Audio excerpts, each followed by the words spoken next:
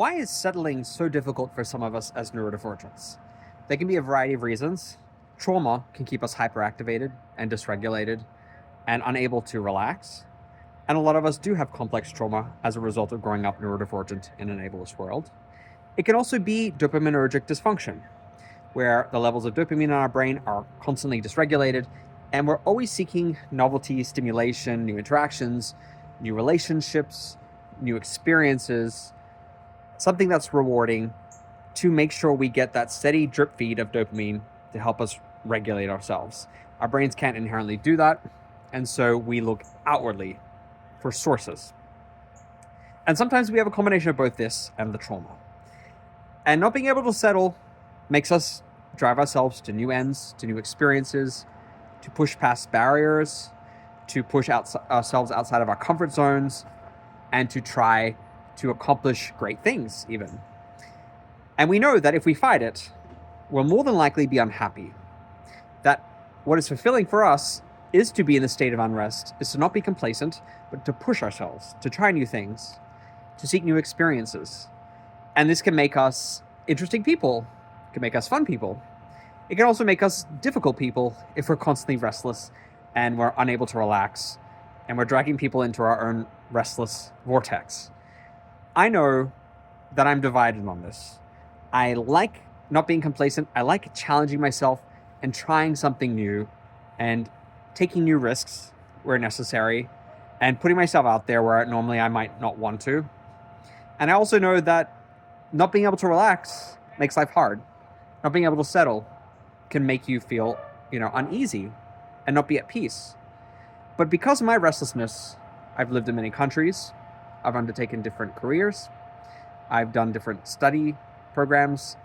I've pursued new relationships, tried new venues, new foods, got myself out of what would otherwise be a very narrow box as an autistic person, and gone and ventured out into the world and had those experiences. I think finding the balance is the biggest challenge for us as neurodivergents. Appeasing that need for that stimulation, that novelty, those new experiences or relationships, and not going into excess. For example, not moving every year because you get bored with where you're at or because you haven't achieved what you wanted or you did achieve what you wanted and now you're moving on to the next thing.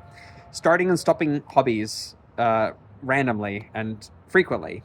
There's a huge toll for that financially if you continue to do that, and also effort-wise, and it's very time-consuming. But in moderation, those things can be sources of inspiration, new experiences, new relationships. It can bring things into your life that you might otherwise not even attempt to seek out because you are complacent. And where I sit on this is I would rather not be complacent. I don't like being discontent and restless, but I do like my willingness to push myself and to seek new things out and to not just settle. Settling to me is like selling out as I see it. It's not staying in alignment with what my true values are, which is to not be complacent, to push myself, to try new things. And this is where a lot of neurodivergents go, well, this is how I am. I'm accepting to some extent that this is the wiring of my brain, and I'm not going to fight it because I know fighting it, I'm just going to be miserable. If I stay in one place, if I only do one hobby, if I don't pursue my passion, if I don't take risks, life becomes humdrum. And we recognize that. And I think most people do, regardless of neurotype, but we just move at a faster pace. I think many people will come to that realization and will be willing to seek things out at their own pace, seek new things out because things get stale, but they just move about it a little bit slower. What have been your experiences with your restlessness as a neurodivergent? I know this is higher among ADHDers because dopaminergic dysfunction is part and parcel, I believe, with the diagnosis, but it does appear in autistic folks as well. I would love to hear what your restlessness has driven you toward or away from, and how have you found achieving some kind of balance? I would love to hear about your experiences.